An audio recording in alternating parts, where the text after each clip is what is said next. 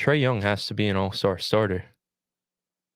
Trae Young, over his last 15 games, is averaging 32 points, 11 assists, and he is shooting 45% from three on 11 attempts per game.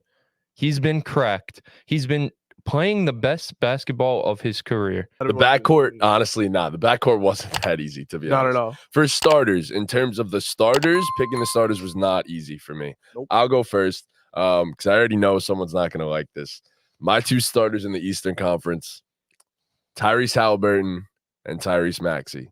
Halliburton is the best player on a team that currently has a winning record, putting up historically efficient numbers in terms of passing and scoring the ball.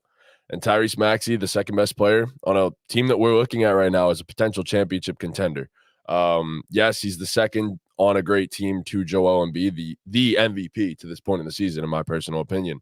But he's also averaging an incredibly efficient 27 points per game, had to change his entire role, and he's been unbelievable on one of the best teams in the entire league. Philadelphia 76ers deserve 2 All-Stars. Both of them should start. I'll go next. I also have the 2 Tyreses. Matty J, you pretty much hit all the points. Halliburton has been leading that Pacers team, and no one really expected them to be as good as they are offensively. Halliburton's been killing it, having like a historically good offensive season, like you said. And Maxey, yeah, I like that he had to, change his role pretty much, and he became a better player. You just don't see that often. And again, he's second fiddle to Joel Embiid. So does that hurt his case? I don't know. When you're a championship contender, I think that your impact matters more. Yes. So I don't mind him being a second fiddle, but I have the Tyreses in there. All right, man. So Tyrese Halliburton should be a lock to be a starter. I have him as a starter. He's having a great year. You guys mentioned everything. He's been historic. Lately, it hasn't been that great. Over his last 7, shooting 28% from 3. He hasn't been, obviously the playmaking is always going to be there, but the scoring hasn't been that great lately, but he should be a lock. Trae Young has to be an all-star starter.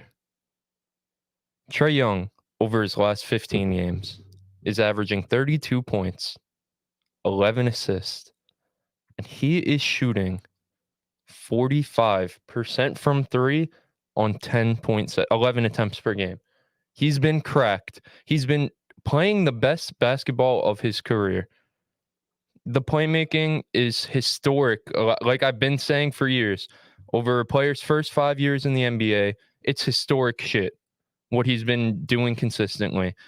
And when the 3 ball is falling like this, I mean, this is a Trae Young that we talk about that could be an engine of an offense. This is a Trae Young we talk about that could potentially be the best player on a team. Can he be the best player on a championship team? Probably not. Becky Hammond handled that debate this week, but she did really well with that debate. I mean, the way Trae Young's playing right now, he's a top 4 to 5 offensive player in the league right now. And not only do I think he's an all-star starter, he should be a lock to be an all-star starter. I really don't think Tyrese Maxey has a case over him. Like, it's not even close. I think there's an argument that he is the first starter over Tyrese Halliburton. I think there's a really good argument that he's having a better season than Tyrese Halliburton. Yeah, it's not showing up in the win column, but I promise you, you watch the games, it's not his fault. He's playing the best defense of his career. Obviously, he's never going to be a plus on the defensive end.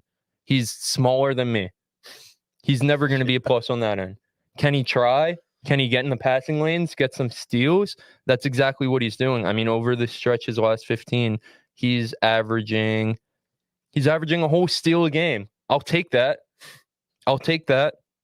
He hasn't been the worst defender in all of basketball, and that's a plus for Trae Young, being not the worst defender in all of basketball. When you're getting this elite playmaking, making everyone around him better. I mean, you look at Bogdan, he's having a career year. He's probably the 6th man of the year right now, the way he's playing. And I mean, shout out to the pivot fade, because they'll show you the what's it called? The assist network. I want to pull it up right now, Trae Young's assist network. But I mean, the majority of his assists are to Bogdan, which is pretty crazy. Give me a sec. Bear with me. Yeah, there it is. See, he has 65 total assists to Bogdan this year, which is a good percent of his assists. It doesn't say the total. It's 2.7 assists per game. 2 points. 11. Yeah. But no, I think Trae Young's a lock. I mean, shooting the ball 40+% from three for a guy who's going to shoot that many while also creating the way he's going to create. He's clearly the best player on his team right now, which obviously it's not Tyrese Maxey's fault that he plays with Joel Embiid, but he plays with Joel Embiid. Trae Young is just asked to do more. You know, he's just as efficient as Tyrese Maxey right now while taking on an increased role as a playmaker. I think it's no question. It's no question. So over the course of the season, that also matters too, though, because he hasn't been as efficient as Tyrese Maxey throughout the entirety of the season. Have his last 10 been phenomenal? Yes. And like, I'm not going to take away from that, obviously, but I do have to factor in the entirety of the season. I do have to factor in team success because that also matters in terms of my all-star voting. It sucks that Trae doesn't have a better second player. Like DeJounte's good, but no, he's not a Joel Embiid. Like, obviously, we know that. But Tyrese Maxey has stepped into a role of being the second best player on a championship level team, a team with the fourth best record in the entire NBA. We're talking 20-8 as opposed to 12-16. And that is, as much as I hate to say it for Trae, like that is pretty much just my argument for Maxey as to why he should start. Like averaging 27 on a legitimate championship level contender right now, shooting over 47% from the field, 40% from three. Like that's some crazy shit from a guy that was barely averaging 20 last season and wasn't asked to do nearly the amount that he's doing this season. Also averaging upwards of six assists per game. Let me double check this, but he's averaging 7 assists per game. Yeah, it's 6.8 assists per game. There we go. I mean, it's impressive and it's something else. So I personally have to give Tyrese Maxey his flowers. Yes, that doesn't necessarily mean it has to be an all-star starter spot because regardless, he should be on your ballot, and I believe he will be on the reserves. But I think personally he deserves. I don't know. I think it's just this position. I get like, yeah, Tyrese Maxey's on a team that wins more, but that doesn't really tell any of the story to me. I mean, he plays with the MVP right now. He's like Tyrese Maxey's great and he's an all-star. He's going to be on my all-star ballot, like for sure. But Trae Young being the number one and being as efficient as he's been and being as elite of a playmaker as he's arguably been the best playmaker in the NBA this year, in a year where the NBA has Jokic and a year where the NBA has this guy, Tyrese Halliburton, that everyone's calling generational and all that. There's a real argument that Trae Young has been the best. I mean, you watch Trae Young. I mean, he has a bunch of 15 assist games, and like you watch these highlights and just the highlights. You don't even have to watch the full game, but watch his passes. He is arguably a guy's career worth of highlight passes in one game. Like just the passes he's making, the angles he's making, the way he's operating out of the pick and roll. And you got to factor in the coverage he's seeing. Think about the coverage Trae Young sees on a pick and roll with Clint Capella versus the coverage Tyrese Maxey is going to see on a pick and roll with Joel Embiid. It's different because of Joel Embiid's gravity. And obviously that's not a knock on Tyrese Maxey. Like you have to just play basketball.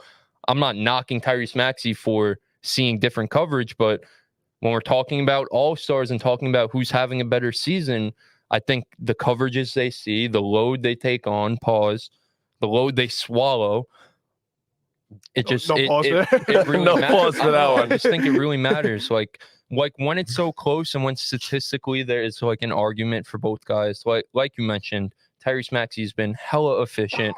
He's taken a huge jump in terms of his playmaking. Like that can't be understated. It's not Trae Young playmaking, but a guy like Tyrese Maxey averaging 7 assists a game isn't nothing. Like that's really elite level playmaking, especially out of the pick and roll. Like he's a great pick and roll player. He's just not Trae Young. Yeah, no, I get that.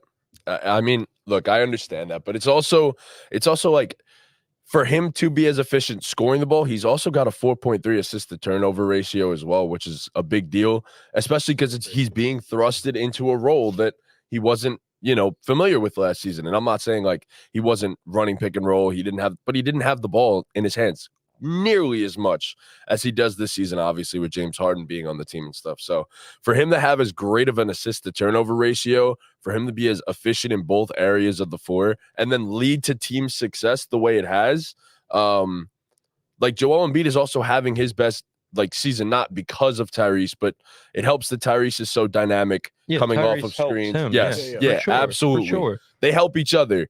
Obviously, Embiid probably more so than Tyrese, but Tyrese being as dynamic as he is and making quick decisions the way he is, how explosive he is on the ball, might be the fastest player in the entire NBA next to De'Aaron Fox. So, yeah, I mean, look, I gotta give the nod to the guy, and I'm very happy to see the Tyrese Maxey breakout happening like this. But look, either way, I don't know. You could lean Trae Young, and most people likely will, but I don't know. I love my guy Maxey, so I had to give him his flowers here with the starting spot.